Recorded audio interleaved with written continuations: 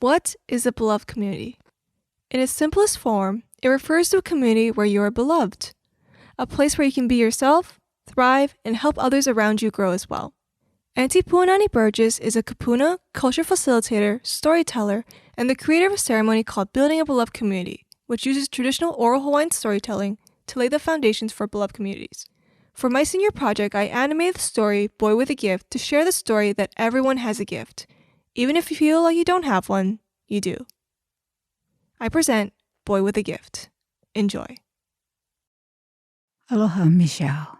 In the work that I do in building the beloved community, there's a process I use which involves asking people 3 stories to tell.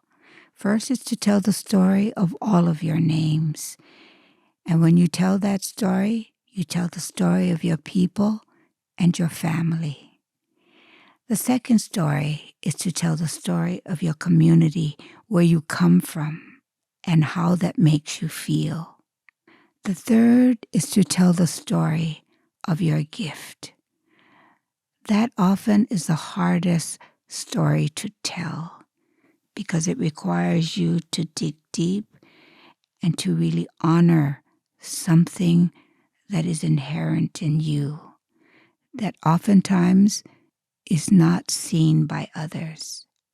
I did this story with a group of 11th and 12th graders at Waianae High School, young women and young men. We sat in a circle and we went around the circle, and each one of them told their 3 stories, their name, their community, and their gift.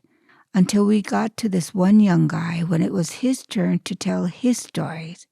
He told the story of his name and his community, but when it came time to tell the story of his gift, he pushed back against me hard, and he looked at me straight in the eye and he said, "Miss, what kind of gift you think I get?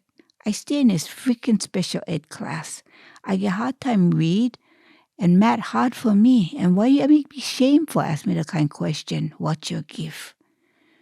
If I had gift, you think I'd be here?" So he just shut up and he shut down. And I felt shame because I made him shame. So I shut up and I shut down.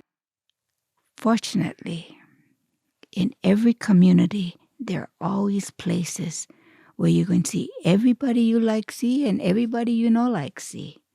And so in Waianae, one of those places for us is Tamora Store. So I'm in Tamora Store and I'm pushing my wagon down the aisle, and I see that boy and his back is faced toward me, and all I can think of is run.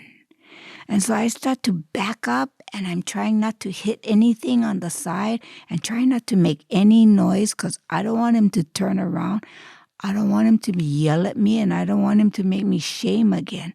So I'm backing up, and then he turns around, and he looks at me straight in the eye, and he says, "Auntie, I've been thinking about you, I've been thinking, what my gift? That Auntie told me I can give, so I better find him. So Auntie, I've been thinking about it, So I looked up at him and I said, "So brother, what is your gift?" He said, "I get hard time read and math hard for me.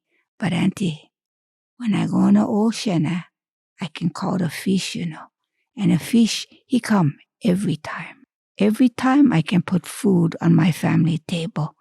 And sometimes when I stay in the water, the shark, he come, and he look at me. And I look at him and I tell him, "Uncle, I'm not going to take plenty fish. I'm going to take 1, 2 fish just for my family.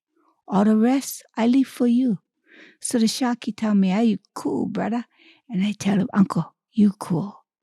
And so the shark, he go his way, Auntie, and I go my way.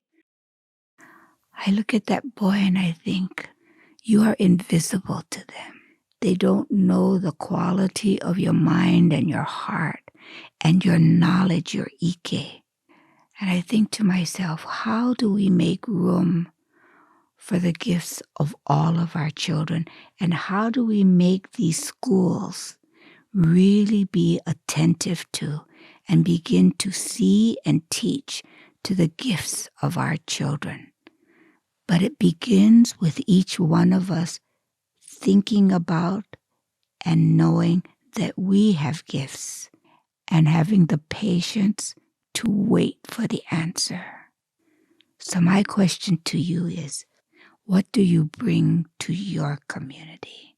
What is your gift? Mahalo.